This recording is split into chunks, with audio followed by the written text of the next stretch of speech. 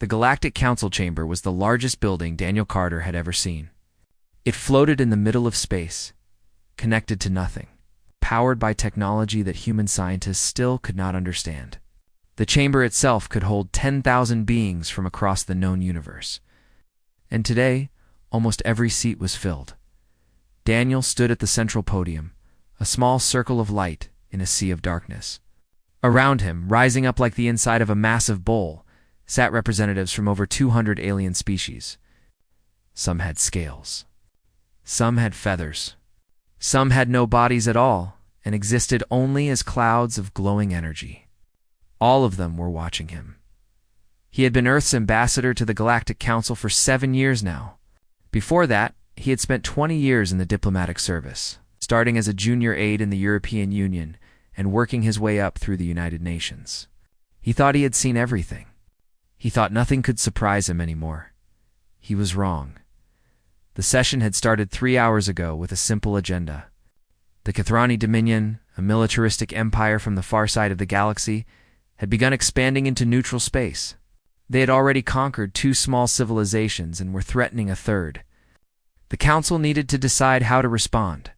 The Valtari Imperium, one of the oldest and most powerful members of the Council, had proposed a military solution. They wanted to form a coalition fleet and strike the Kathrani before they grew any stronger. It was a reasonable plan, backed by solid military logic. Humanity had voted against it. Daniel had explained Earth's position carefully.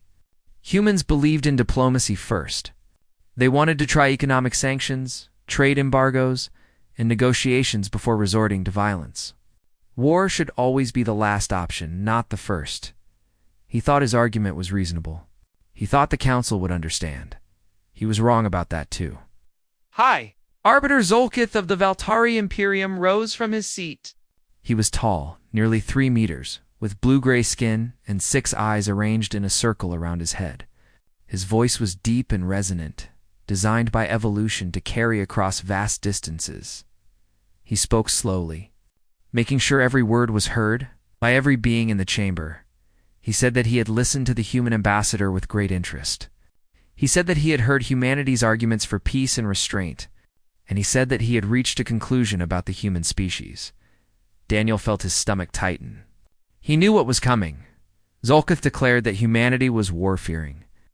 He said that humans lacked the courage to stand beside true warrior civilizations.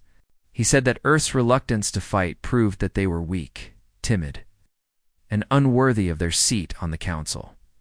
The chamber erupted in noise. Clicks, whistles, growls, and sounds that human ears could not even process. But Daniel understood the meaning well enough. Agreement, mockery, contempt. He looked around the chamber and saw alien faces twisted with amusement. The Dromax delegation was literally laughing, their mandibles clacking together in their species' version of humor. The Silurian ambassadors were whispering to each other, their silver eyes glancing at Daniel with pity. Even some of humanity's allies had lowered their gazes, embarrassed to be associated with the cowardly humans. Lieutenant Megan Harris, Daniel's aide, sent an urgent message to his earpiece. She warned him to stay calm. She reminded him that Earth's position in the Council was already weak. She begged him not to make things worse. Daniel heard her words, but they seemed to come from very far away. His mind was focused on something else entirely. 15 years. That was how long humanity had been part of the Galactic Council. 15 years of being dismissed. 15 years of being treated like children. 15 years of biting his tongue, while aliens who had never set foot on Earth told him what humans were and what they were not. He thought about his grandfather, who had fought in Vietnam. He thought about his great-grandmother, who had survived the bombing of her city in World War II. He thought about the millions of humans who had died in wars throughout history, fighting for their families, their countries, their beliefs, and now this alien, this creature who had probably never held a weapon in his life, was calling humanity cowards. Something broke inside Daniel. Not his spirit, his patience. He raised his hand and requested permission to respond. The chamber fell silent. This was unusual. Most species simply accepted the judgments of the High Arbiter without argument. To challenge him publicly was almost unheard of. Zolkith looked down at Daniel with his 6 eyes. There was amusement in his gaze, as if he was watching a small animal try to stand up to a predator. He granted permission with a wave of his hand. Daniel took a deep breath. He thought about everything he had been taught in diplomatic training. He thought about the careful, measured responses he was supposed to give. He thought about the importance of maintaining good relations with other species. Then he threw all of it away. He thanked the High Arbiter for his assessment. His voice was calm, almost pleasant. He admitted that yes, humans did fear war. He saw the satisfaction spread across Zokal's face, the alien clearly thinking that Daniel was surrendering. Then Daniel asked a question. He asked if the High Arbiter wanted to know why humans feared war. The chamber grew even, quieter. This was not the response anyone had expected, Daniel continued. He said that humans feared war because they understood it. They understood it better than any species in that chamber. They understood it in ways that no alien could ever imagine. He reached into his pocket and pulled out a small device. It was a portable, holographic projector, standard equipment for all ambassadors. He pressed a button, and the device hummed to life. He told the council that he wanted to show them something. He said it was time for them to learn the truth about humanity. The real truth, not the sanitized version they had been given during first contact. Not the carefully edited history that made humans look as peaceful and civilized. He said he was going to show them what humans really were. The holographic display flickered on, casting a pale blue light across Daniel's face. Behind him, the first image began to form. It was a photograph from Earth, a black and white photograph. Over 100 years old, it showed a field covered with dead bodies. Thousands of them. Men in uniforms, lying in the mud, their faces frozen in expressions of agony and terror. Daniel told them that this was the Battle of the Somme. He said it happened in the year 1916, during something humans called World War I. He said that in a single day, 20,000 human soldiers died fighting over a piece of land. Smaller than this chamber, the alien delegates stared at the image in confusion. They did not understand what they were seeing. Daniel smiled. But there was no warmth in it. He told them that this was just the beginning. The holographic images continued to change, each one more terrible than the last. Daniel stood in the center of the chamber, his face lit by the blue glow of humanity's darkest moments. And he did not look away. He showed them the trenches of World War I, miles and miles of ditches carved into the earth, filled with young men who lived in mud and filth and fear. He explained that this war lasted for years. He told them that 17 million people died, not soldiers from different planets, not enemies from across the galaxy. Humans, killing other humans. Over borders drawn on a map, the Dromax delegation had stopped laughing. Their mandibles hung open in what Daniel recognized as shock. He moved to the next image. A city seen from above, beautiful and ancient, filled with temples and homes and gardens. Then a flash of light, brighter than a star. Then nothing. Just a cloud shaped like a mushroom rising into the sky. Daniel explained that this was Hiroshima. He said that, in the year 1945, humans created a weapon that could destroy an entire city in a single second. He told them that 80,000 people died instantly. Not from bullets or blades, but from an explosion so powerful that it turned human bodies into shadows burned onto walls. He added that another 60,000 died in the weeks that followed. From something called radiation poisoning, he paused to let the number sink in. 140,000 dead. From one bomb, dropped by humans. On other humans, High Arbiter Zolkith shifted in his seat. His 6 eyes were fixed on the holographic display, and for the first time, there was something other than arrogance in his expression. Daniel continued. He showed them World War II in its entirety. The battles that stretched across continents. The cities reduced to rubble. The camps where humans had systematically murdered millions of their own kind simply because of their religion or their ethnicity.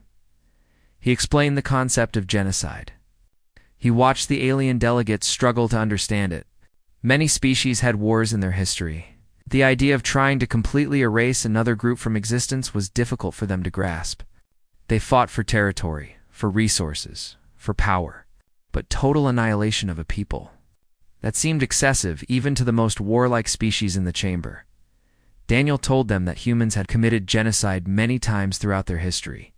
He listed them one by one: the Armenian genocide, the Rwandan genocide, the Cambodian genocide. The list went on and on. He showed them images from each one: bodies piled in mass graves, children with empty eyes, survivors who had lost everything and everyone they loved. The chamber was completely silent now. No whispers, no clicks, no zone. D's at all except for Daniel's voice and the soft hum of the holographic projector. He moved forward in history. He showed them the Cold War, when two human nations had pointed enough nuclear weapons at each other to destroy all life on Earth several times over. He explained that for 40 years humanity lived with the knowledge that at any moment a single mistake could end their entire civilization. He showed them the smaller wars that followed: Korea, Vietnam, the Gulf, Afghanistan, Iraq. He showed them that even after humans learned how terrible war could be, they kept fighting anyway. They could not stop themselves. Ambassador Vethis of the Silurian Collective raised her hand and asked a question. Her voice was soft and trembling. She wanted to know how many humans had died in wars throughout their history. Daniel paused.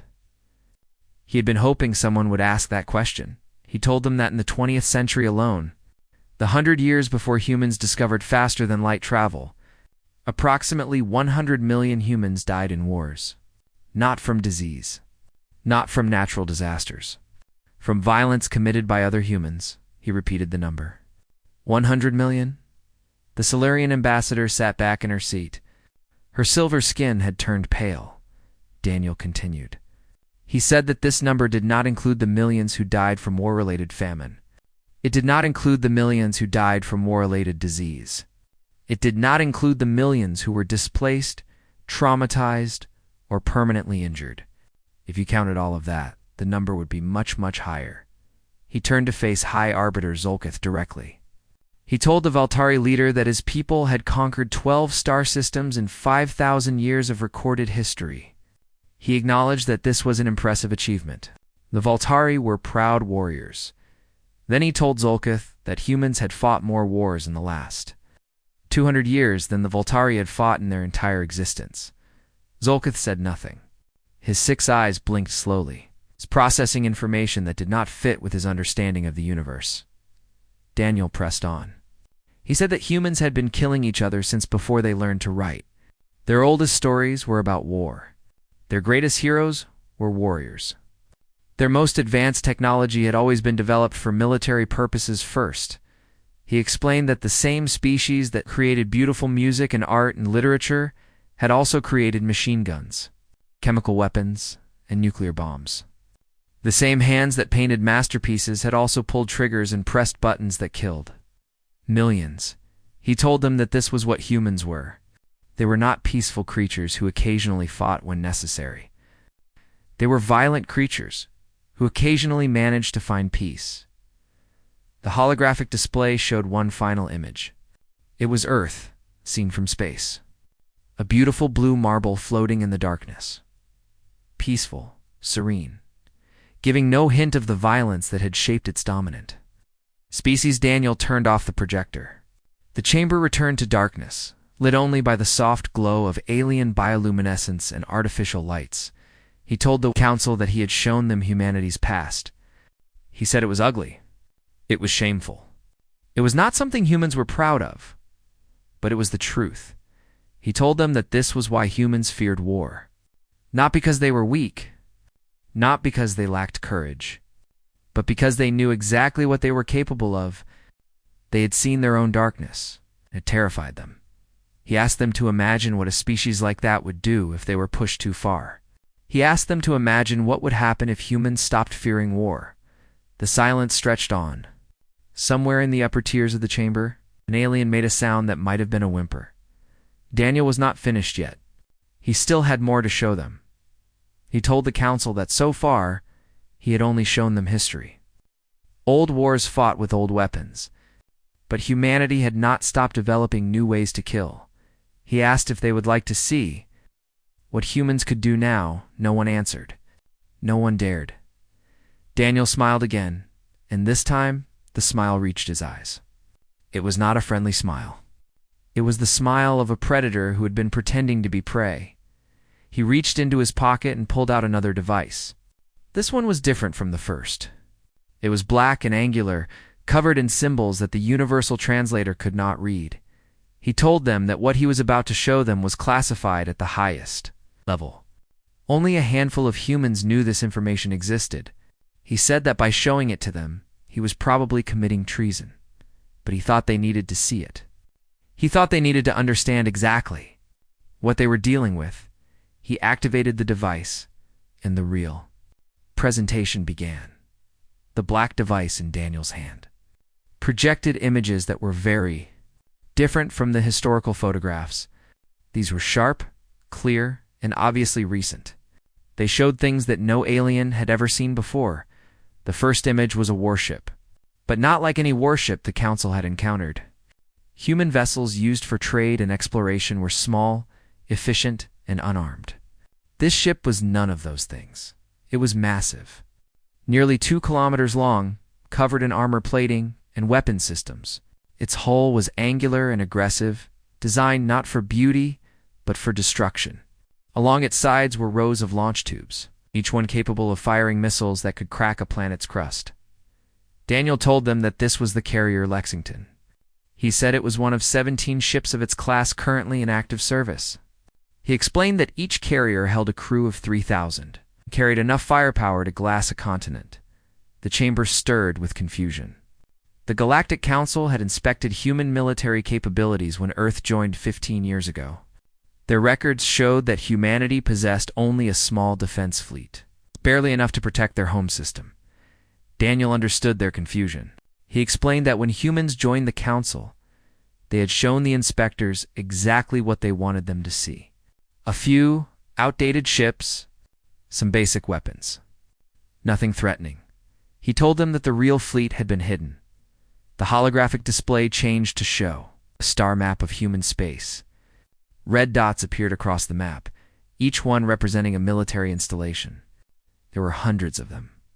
Shipyards, weapon factories, training facilities, research stations. Daniel pointed to a cluster of dots near the edge of human territory. He told them that this was the Omega Station Complex. It was where humans developed their most advanced weapons. It was buried inside an asteroid, shielded by technology that made it invisible to all known sensors. He told them that no alien had ever detected it. No alien had ever suspected it existed. Admiral Catherine Walsh sat in the Earth's delegation section, watching Daniel reveal secrets that had been guarded for decades. Her face was calm, but her hands were gripped tightly in her lap. She had argued against this moment for years.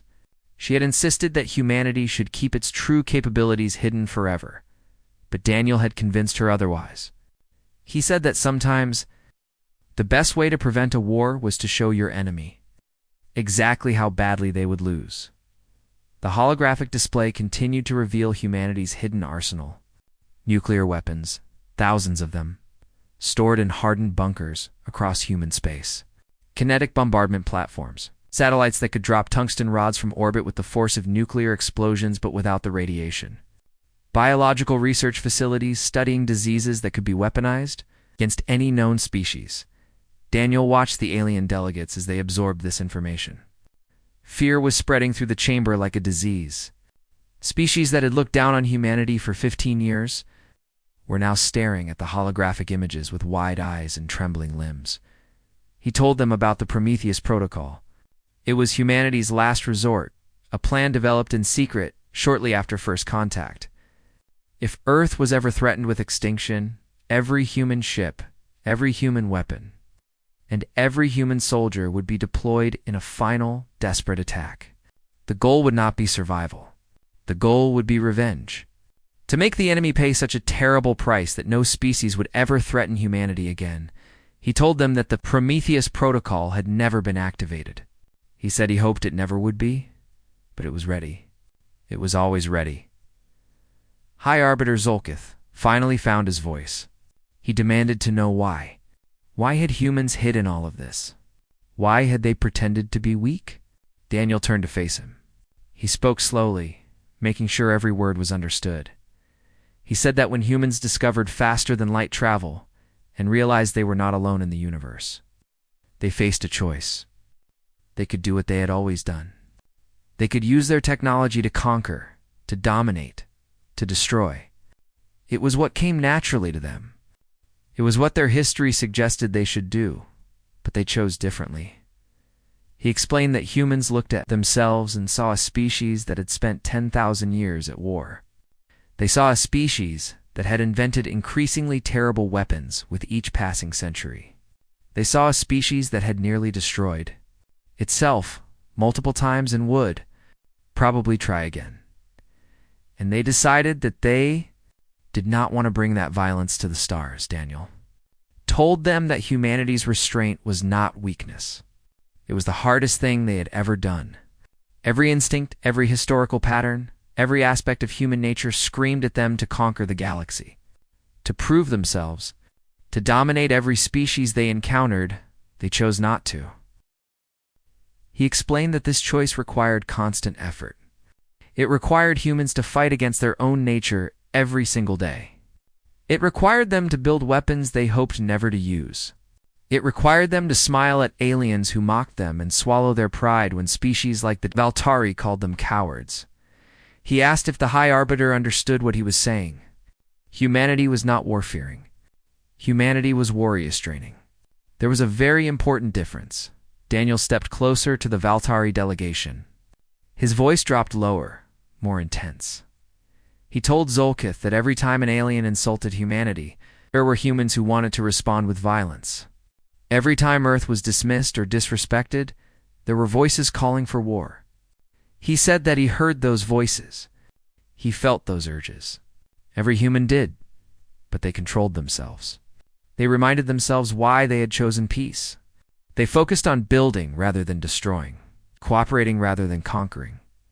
He told them that this was humanity's greatest achievement, not their technology, not their art, not their science. Their greatest achievement was choosing to be better than their nature. He asked if any other species in the chamber could say the same. The silence was answer enough.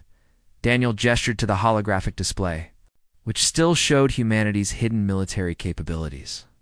He told them that all of this firepower existed for one reason: not to conquer, not to threaten, but to ensure that if humanity's choice of peace was ever thrown back in their faces, they would have the means to respond.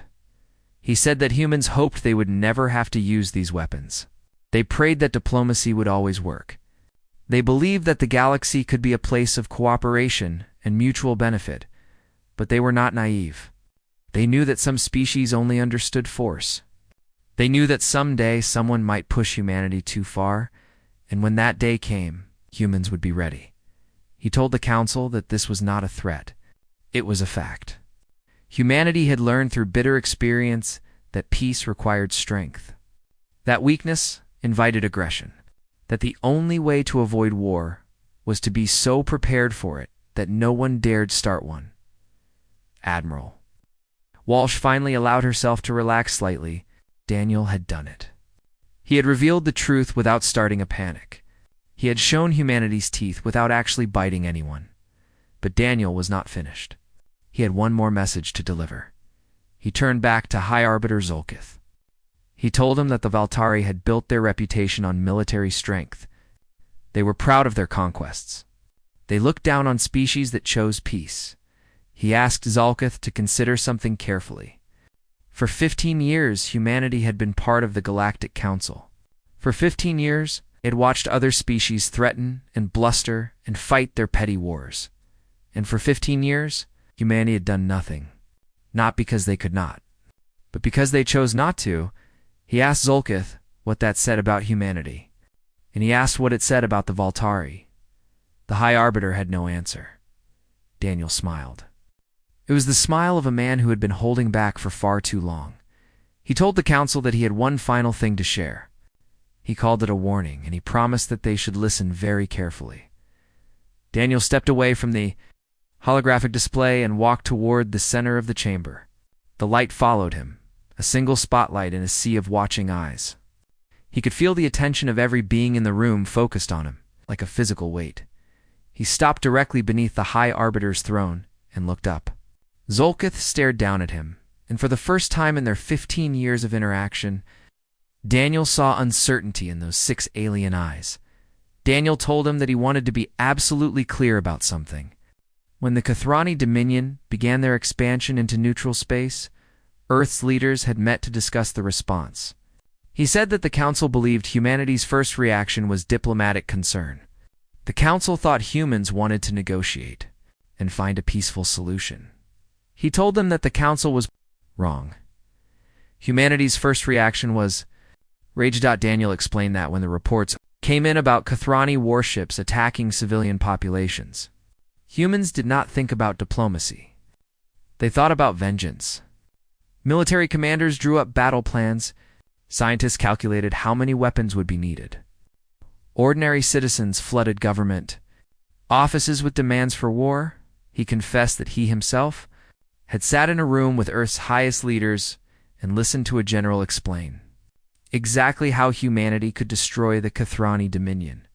Every ship, every station, every colony, every world, reduced to ash and debris floating in the void of space. The plan would have worked. Humanity had the weapons. They had the ships. They had soldiers who were willing to die to carry it out. He told them that it would have taken less than 6 months. The chamber was so quiet that Daniel could hear his own heartbeat. He continued speaking, his voice steady and calm. He said that the temptation was enormous. The Kathrani were cruel. They were aggressive. They were threatening innocent civilizations that could not defend themselves. By every measure of human morality, they deserved to be destroyed, and humans wanted to destroy them. The desire burned in their blood like fire. 10,000 years of warrior instinct screaming at them to attack, to conquer, to eliminate the threat. But they did not. Daniel told them that instead of launching a war, humanity had voted for diplomacy. Instead of sending warships, they had sent ambassadors. Instead of dropping bombs, they had proposed sanctions. He asked if the council understood what that decision had cost. He told them that it went against every instinct humans possessed. Their nature demanded violence, and they said no. Their history demanded conquest, and they chose peace. He said that this was not weakness. This was strength beyond anything the council could imagine. The strength to look at their own darkness and refuse to give in to it. He turned slowly, addressing the entire chamber now. He told them that he wanted them to remember something important. Every time humanity chose peace, they were fighting a war. Not against another species. Against themselves. Against the monster that lived inside every human heart. And they were winning that war. Day by day, year by year, they were proving that they could be better than their nature. But the war was not over. It would never be over. The monster was always there, waiting, hungry, hoping for an excuse to break free. Daniel's voice grew harder. Colder, he told them that if the council wanted to see what happened when humans stopped fighting that war, they could keep pushing. They could keep calling humanity cowards. They could keep dismissing Earth as weak and irrelevant. They could keep treating humans like they were inferior. He promised that eventually, humanity would stop trying to prove them wrong. Eventually, humans would decide that if the galaxy saw them as monsters, they might as well act like monsters. And on that day, the council would learn what humanity was truly capable of. He looked directly at High Arbiter Zolkith. He told him to imagine the Voltari homeworld. A beautiful planet, he had heard. Ancient cities. Proud monuments. Billions of citizens who had never known war on their own soil. Now he asked him to imagine that world burning. Not from some natural disaster. Not from some accident. But from human weapons dropped from human ships. by humans who had finally decided that peace was not worth the effort. He asked him to imagine the sky filled with fire, the cities crumbling into dust, the survivors screaming as everything they had built over thousands of years was destroyed in a matter of hours. He told him that this was not a fantasy. This was a capability. Humanity could do it. They had done it before, to their own kind. They could do it again. Daniel paused to let the image sink in. He said that humans did not want this. They had spent 15 years trying to prove that they could be trusted. They had accepted insults and dismissals. They had been patient, when patience was the hardest thing in the world. But patience had limits. He told the council that humanity was offering them a choice. The same choice humans had made when they first discovered faster-than-light travel. They could treat humans as partners. They could respect Earth's decisions, even when they disagreed. They could accept that humanity's way was different but not inferior. Or they could keep pushing until something broke. Daniel stepped back from the center of the chamber. His expression softened slightly, though his eyes remained hard. He said that he hoped they would make the right choice. He genuinely hoped that humans wanted to believe that the galaxy could be a place of peace and cooperation. They wanted to prove that their decision to restrain themselves was correct. But he told them not to mistake that hope for weakness, and not to mistake their patience for submission. He returned to his original position at the central podium. The holographic display behind him showed one final image. It was a human hand, open and empty. A gesture of peace among humans. He told them that this was what humanity was offering.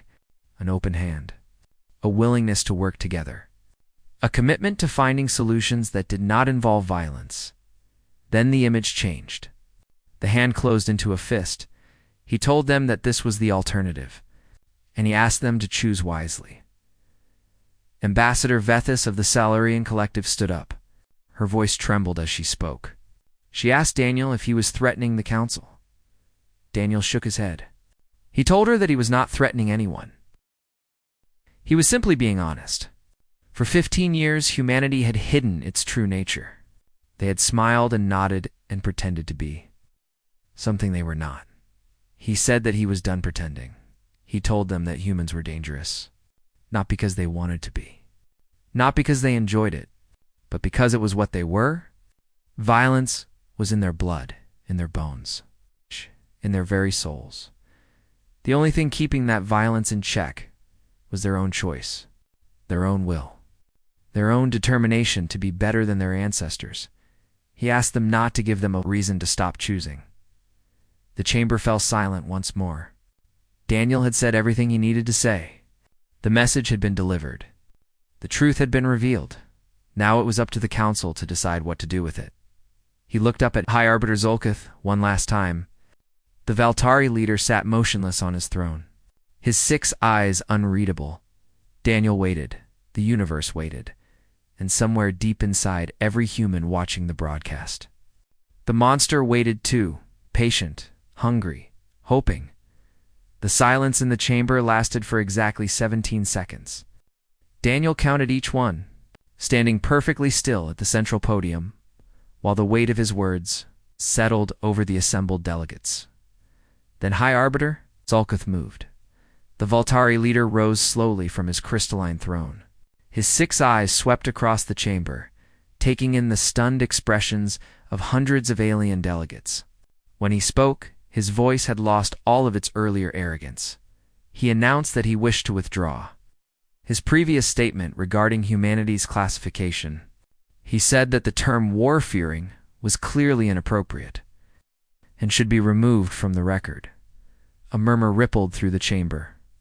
This was unprecedented. The High Arbiter never withdrew statements. The Valtari never admitted they were wrong, but Zolkith was not finished. He said that, in light of the information presented today, he recommended that Earth's file be updated. He proposed a new designation for humanity. He called them a species of extreme strategic concern. The council voted immediately. The motion passed without a single objection. Daniel walked back to his seat in the Earth delegation section. Admiral Catherine Walsh was waiting for him. She leaned close and spoke quietly. She told him that was one hell of a speech. Then she asked if he had meant all of it. Daniel sat down heavily. The adrenaline that had kept him going was starting to fade, leaving behind exhaustion and something that felt almost like fear. He told her that every word was true. He said that was what terrified him most. Walsh nodded slowly. She understood. They all understood. The speech had not been a performance. It had been a confession. And confessions by their nature were always true. The session ended shortly after. Delegates filed out of the chamber in unusual silence.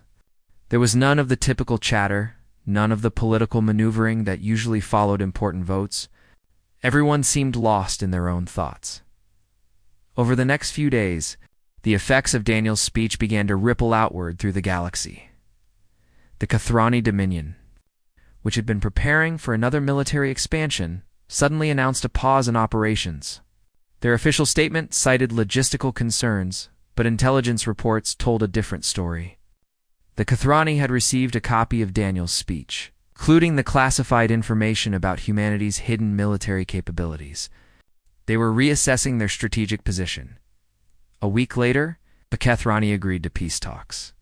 The Valtari Imperium quietly began upgrading their defense systems, not to threaten humanity, to ensure they could protect themselves if humanity ever decided that diplomacy was no longer working. It was not aggression. It was caution. The same caution that prey animals showed when a predator walked nearby. Species that had been neutral toward. Earth suddenly began seeking closer diplomatic ties. Trade agreements that had been stalled for years were quickly finalized. Cultural exchanges that had been blocked were approved. Everyone wanted to be humanity's friend now. Or at least, they wanted to make sure they were not humanity's enemy. On Earth, the reaction was more complicated. The full transcript of Daniel's speech was immediately classified at the highest level. The government was not ready for ordinary citizens to know the truth about their species. They feared panic. They feared backlash. They feared what might happen if humans started to believe they really were monsters. But secrets never stay. Secret forever. Fragments of the speech began to leak out. A sentence here. A paragraph there. Passed through underground channels, shared on encrypted networks, whispered in private conversations. The reaction was not what the government had expected. There was no panic. There was no fear. Instead, there was something that surprised everyone. Pride. Humans had spent 15 years being mocked by the galaxy. They had been called cowards. They had been dismissed as weak. They had been treated as inferior to species that had not accomplished a fraction of what humanity had achieved. And now they knew the truth. They were not weak. They were not cowardly. They were something far more impressive. They were dangerous creatures who had chosen to be peaceful. They were monsters who had decided to become something better. Children whispered Daniel's words in schoolyards. Veterans nodded grimly when they heard the description of humanity's military capabilities. Scientists felt a strange mix of shame and satisfaction at the mention of their weapons. Research, for the first time in 15 years, humans stopped being embarrassed about who they were. 6 months after the speech, Daniel was called to a private meeting with Earth's leaders. They told him that what he had done was reckless. They told him he had revealed secrets that could have endangered the entire planet. They told him he should be removed from his position and possibly prosecuted for treason. Then they promoted him. He became Earth's chief ambassador to the Galactic Council. His first act in his new role was to propose a framework for peaceful resolution of the Kathrani conflict. The proposal was accepted unanimously. Admiral Walsh retired from active service shortly after. She told Daniel that she was too old to adjust to this new reality. She had spent her entire career preparing for a war that might never come. Now that the galaxy knew what humanity could do, she felt like her job was done. Before she left, she gave Daniel a piece of advice. She told him to remember that the speech had been a weapon, possibly the most powerful weapon humanity had ever deployed. And like all weapons, it could cause damage if used carelessly. She told him to use it wisely. Daniel took her words to heart. In the years that followed, he rarely mentioned humanity's military capabilities. He did not need to. Everyone already knew. The threat was always there. It's unspoken but understood, and that was enough. The Galactic Council never called humans war-fearing again. No species dared to mock Earth or dismiss their concerns. When humanity spoke, the galaxy listened. Not because humans were loved, not because they were respected in the traditional sense, but because they were feared, and sometimes. Fear was the foundation of peace. Decades later, historians would debate whether Daniel's speech had been the right decision. Some argued that humanity should have kept their true nature hidden forever. Others claimed that the revelation had prevented countless wars by showing potential aggressors exactly what they would face. The truth, as always, was somewhere in the middle. But one thing was certain. After that day in the Galactic Council chamber, no species ever forgot what humanity was capable of. In the vast archives of the Galactic Council, Earth's permanent record contained thousands of pages of information, trade agreements, diplomatic correspondence, cultural data, scientific achievements, and at the very end, on the very last page, there was a single note added by a Voltari clerk shortly after Daniel's speech. The note was simple. It contained only 9 words. It read, "Do not provoke." Under any circumstances, ever, that note remained in Earth's file forever. A warning to any species that might forget the lesson that Daniel had taught them. Humans were not war-fearing. Humans were the reason to fear war, and the galaxy would never forget it.